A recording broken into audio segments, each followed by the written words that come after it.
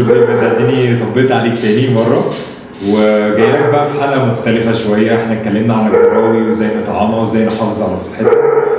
الجراوي دي بقى كبرت خلاص، بقت كلاب حلوه وجميله وعايزين نجوزها، والناس بتسال بقى يعني نجوز امتى؟ ايه افضل سن للذكر والنتايه؟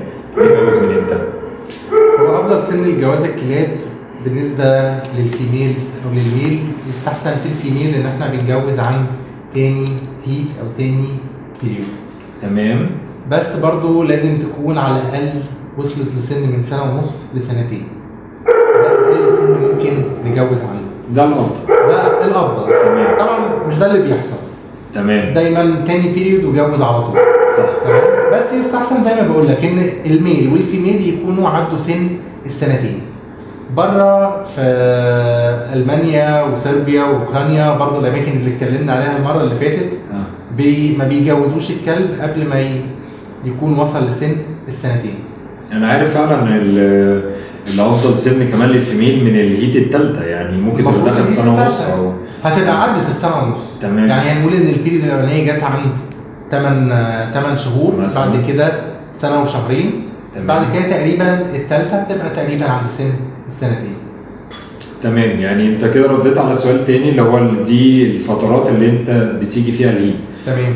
طيب الهيت للفيميل بتفرق لو كانت اتجوزت او ما اتجوزتش؟ يعني نفس الشهور بتجيلها، يعني انا عندي فيميل ما اتجوزتش هتجيلها الهيت الثانيه في فتره نفس الفترات متقاربه، ولا بتطول شويه عشان هي بقت حامل مثلا؟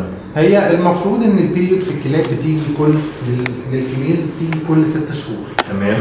بس لو الكلبه ما اتجوزتش بتبقى نسبه الهرمونات اللي بتطلع منها بتبقى مختلفه شويه عن الكلبه اللي حملت ورضعت والكلام ده كله. تمام. فالمفروض ان هي بتيجي اقل بدري شويه عن ميعادها في رينج 4 شهور من 6 شهور. وبتختلف طبعا من كلب للتاني، ممكن كلب لاقي كل 6 شهور عادي، ممكن كلبه تانيه لا بيقل الوقت ده شويه عن البيريود بتاعك لو كانت اتجوزت. هو الاغلب فعلا انا دايما بلاحظ اللي هي ممكن كل 4 شهور للفيميل، يعني مش بالظبط، ممكن 5 شهور او هكذا، بس الاغلب اللي هي مش حامل تجي لها 4 شهور والحامل بيجي لها مثلا كل 6 شهور. تمام. بس ده نورمال، بس طبعا ممكن يبقى ازيد شهر اقل شهر على حسب الهرمونات طبعا باختلاف كل كلب ونوعه وهكذا. بالظبط كده. صح كده؟ تمام. ماشي. طيب دكتور، احنا عرفنا انسب وقت مناسب نتجوز فيه كلب. يا ترى في حاجات بنعملها قبل ما نتجوز؟ يعني في تحاليل معينه؟ في تحاليل ممكن نعملها للكلبة قبل ما تجيلها البيت بحيث نتأكد من سلامة الرحم والموبايل بتاعتها. تمام. دي بتبان شكل الرحم والحاجات اللي فيه سواء الموبايل الكلام ده كله بتبان ممكن بالسونار. دي ممكن نتأكد من سلامتهم. تمام. بس في تحاليل تانية بتبين لك إذا كان هل في انفكشن أو أي عدوى او اي حاجه ممكن تكون موجوده جوه الرحم، فدي لما الحيوانات المنويه بتاعت الميل تدخل جوه الفيميل هتموتها. تمام. عشان كده بنعمل شويه تحاليل تبين لي هل الدنيا جوه نظيفه ولا محتاجه تاخد شويه علاجات قبل ما تتجوز. دي يستحسن نعملها قبل ما النتايه تجي لها، قبل ما الفيميل تجي لها. حلو جدا. ماشي. في تحاليل تانية بنعملها بقى نحدد اليوم اللي ممكن الكلبه تتجوز فيه. وده يكون جالها الهيت. ده خلاص كده بيكون جالها الهيت. نقدر بعد كده نعمل التحليل ده. تمام. فزي ما انا بشتغل بحب ان انا اعمل تحليل اعرف الفيميل تقدر تتجوز في اليوم الكام بالظبط. انت عارف ان طول الفتره بتاعت البيريد بتاعت الكلب بتبقى طويله. تمام. فدايما كان بيتقال زمان قبل ما اجهزه تطلع والناس تبتدي تعمل التحاليل والحاجات دي، كان بيقول لك جوز انسب يوم في اليوم التاسع، وفوت يوم جوز في ال11، وفوت يوم تاني وجوز في ال13. صح كده. عشان تبقى ضامن ان النتايه تلقط او تقدر ان هي تبقى حصل اخصاب ويحصل حمل. تمام. لا، في تحاليل دلوقتي واجهزه بتبين لنا اليوم المناسب اللي تقدر تتجوز فيه الكلب مره واحده، وفي المره دي ينفع يحصل اخصاب. تمام. والكلبه تبقى حامل. تمام. يعني تاخد عينه من النتايه. تمام. بالظبط كده. وتقدر تحدد لي اليوم ده، وبجيب الميل بتاعي وبجوزه، وهي الجوازه دي وخلاص. وتبقى كده انا ضامن ان ده اكتر عدد بويضات ممكن النتايه فيه تبقى حلوه. بالظبط كده. تمام. طيب انا عندي سؤال، احنا خلاص الحمد لله جوزنا وان شاء الله النتايه بقت حامل وعملنا التحليل وكل حاجه تمام. مده الحمل قد ايه؟ مدة الحمل في الكلاب بتبقى من 61 ل 69 يوم، الافريج 63 يوم. تمام. 63 يوم من يوم الجواز الايام دي تلاقي الكلبه المفروض يجيلها ميعاد الولاده في اليوم زي ما قلت لك 63. دكتور احنا دلوقتي النتايه الحمد لله حامل برضه، احنا عرفنا المده اللي هي المفروض تولد فيها امتى. طب فتره الحمل ده انا عايز ان انا اسس الفيميل كويس قوي واضمن ان هي بتتغذى كويس قوي، عشان كله في الاخر بيروح للجراوي، فالجراوي تطلع صحتها كويسه. ايه اللي انا ممكن اعمله علشان اطمن كويس؟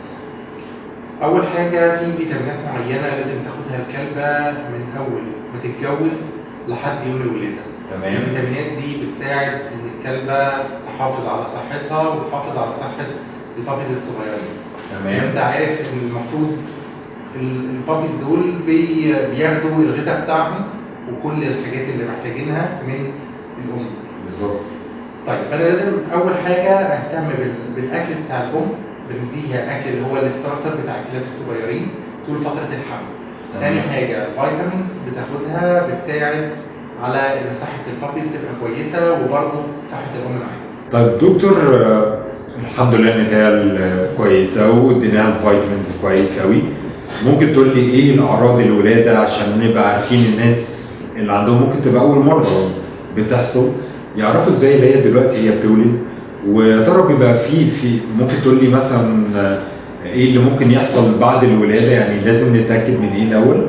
طيب يا محمود، اول حاجه بتعرفني ان الكلبه ظهرت عليها علامات الولاده او هتبتدي تولد قبل ميعاد الولاده ب 24 ساعه بتبتدي ان هي بتمنع اكل تماما. تمام.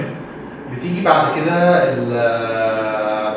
بيبقى في الام في بطنها نتيجه الطلق، فبتبتدي تقعد تحفر في الارض. اكيد انت شفت الموضوع ده مع كل الفيميلز بتاعتك. بالظبط. بعد موضوع التحفير ده بتبتدي تنزل سوائل. ماشي. السوائل دي بيبقى لونها عامل زي بياض البيض كده شويه فاتح وبيبقى لزج شويه. بعد كده السوائل دي لونها بيتغير يروح ناحيه الاخضر الغامق شويه. تمام. بعد كده خلاص بتبتدي تولد وهي الفيميل بتعمل كل حاجه لوحدها، ما بتبقاش محتاجه اي مساعده من صاحب الكلب. هي بتولد لوحدها وبتفتح الاكياس بتاعت البابيز وبتبتدي تاكل المشيمه بتاعتهم. ماشي. وتنضفهم وتبتدي تحطهم على صدرها عشان يرضعوا. طيب تمام. طيب ده بالنسبه للي هو بيكون ولد. ايه ممكن في حاجات ممكن تحصل في النص كده؟ في مشاكل بالنسبه للبابيز وفي مشاكل بالنسبه للام. اكبر مشكله بالنسبه للام ان هي يبقى عندها صديد في اللبن بتاعها. بنلاقي اللبن لونه متغير شويه مدي على لون جراي شويه او اخضر، او زي ما بيتقال بالبلدي كده ان اللبن بتاعها بيبقى قطع. تمام. ده اكبر انديكيتور عندي لان الفيميل دي عندها صديد في اللبن. في الحاله دي لازم امنع الجراوي خالص عن الرضاعه وارضعهم صناعي لحد ما اعالج الام.